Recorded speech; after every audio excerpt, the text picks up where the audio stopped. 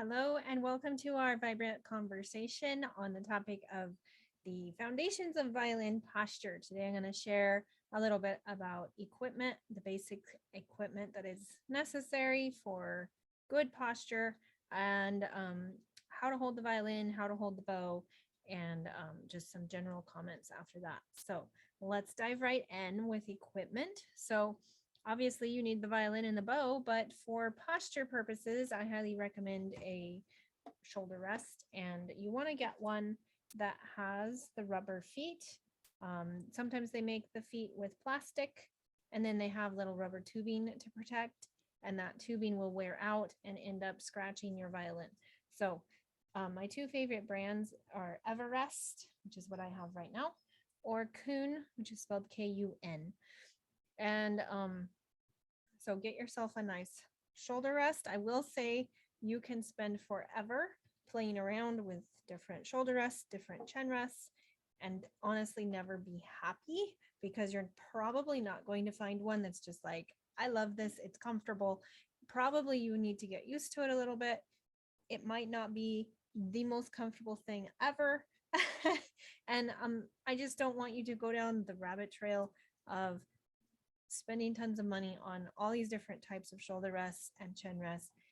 And really, I feel like a lot of times you just need to kind of get used to things, kind of let it settle, learn what works, learn what angle on your instrument is better for you, the height. You should be able to adjust the height of the feet and things like that. Little tweaks like that are going to make more difference for you, I think, than a different setup. So without getting too carried away on that, I will say stick with a good brand and realize that you are going to have to kind of just adjust and kind of get used to it.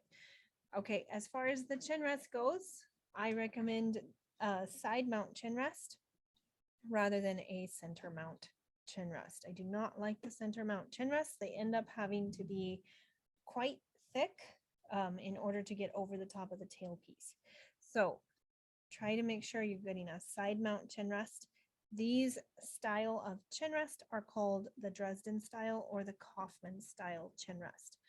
Those are my favorite. Low profile, small. You really don't need a lot there. Just a basic chin rest. Okay, so that is equipment for posture. All right, so then how to hold the violin. Couple things without getting into too much detail of violin posture. Obviously, it's kind of takes a few weeks to teach violin posture and how to hold basically, but you want to get in the habit of setting up your violin hold from above. So you notice how my violin is up and I bring it down instead of coming up like this. We might not actually lift the violin far enough and we might end up playing with it downhill. So for this purpose, I recommend a little system that I use, a little game that I call Bird Landing on Your Shoulder that goes like that. That's the really fast version of it, but I don't want this video to get too long.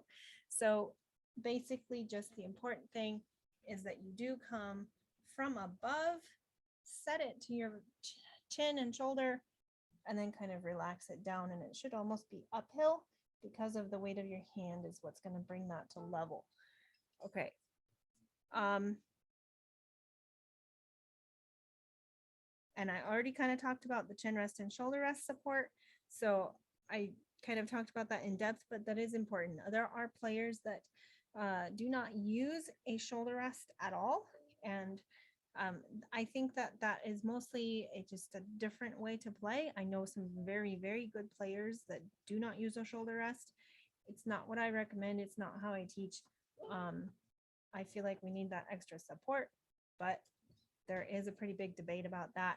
And I've dived into it a few times and I've always concluded that the shoulder rest is important. So, okay, let's talk briefly about bow hold and a couple common things that I will usually see in the bow.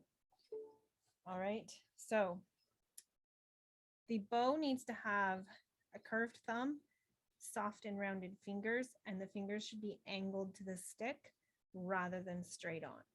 So this, I believe, is different with cello. Cello does come straight on, and I believe the thumb is actually different. I don't know exactly.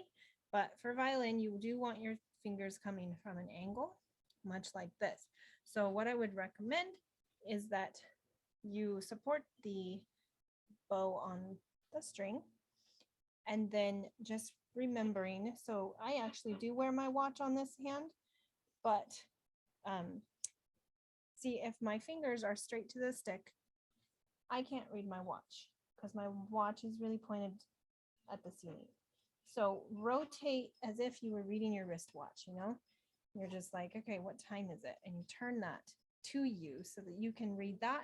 And that's what you're going to do with the, so supporting on the string. And then you're just going to rotate the wrist so you can read that wristwatch rather than being over here. So that's a really important one. This is straight on. This is how you want to be. Okay. And that thumb, I call it a smiley face thumb. Your thumb should really be curved to have a good bow hold. Those are the two most important things that I run into with, I call them transfer students, people that already play and then come and start taking lessons with me. So those are kind of the main things. And one other thing that you want to be able to do with your bow hold is a pinky tap. So if you can't do this, that means there's too much tension in your hand. Obviously, you need to be supporting the bow. If I try to do this without supporting the bow, it gets a little weird. So do support that bow when you're trying this. You can support it with your hand if you'd rather, but try to see if you have enough control and relaxation in your hand to do those pinky taps. Okay, so in general, for good violin posture, there's two priorities. Number one priority is to be comfortable, and the second priority is to be relaxed. You're probably not going to be comfortable if you're not relaxed, but those are the two things to focus on. So keep in mind that the body likes to mirror itself. So yeah, just right then, both of my hands did this as I was talking. Our hands like to do the same thing on both sides. So your bow hold is actually a reverse of your violin hold, your fingering hold. Both hands look kind of like this on the instrument. So that's kind of an interesting thing to note. There's other things like that. Also, when you do string crossings, both arms move together. And so just remember that. If you are clenching your bow grip, you're probably clenching your violin grip. If you are squeezing with the thumb on the fingering side, you're probably doing some tension over here just because the body likes to mirror itself. So be comfortable, be relaxed. One thing that I really like to show as an example to people that I teach in person is how strong my bow hold is and yet how relaxed. And it's harder to show that through a video, but I will have my student lift a finger off my bow. And I'm actually doing this to my fingers, but my fingers are so soft and relaxed that I can just reach over and pick one up. They're very, very loose and very gentle. And then after I've shown my students just how gently and loose I'm holding my bow, I ask them to try to take it away. And so they'll yank on it and they'll pull and they'll move it around. And they really, maybe if they forced it, but obviously it's an expensive instrument. We're not forcing things around with muscle that much, but they're always very surprised at how much control I do have over my bow. And I think that that is only because I have a relaxed bow hold. As soon as I lock my fingers, and I'm just going to do that for you. So I just locked my fingers and now I can just take that easy to grab that out of my hand just because I tensed up. So that's something to keep in mind. There is strength in relaxation. I can't explain all the details of that. I just know that it is very true. If you can play in a relaxed way, your playing will be strong and gorgeous because of that.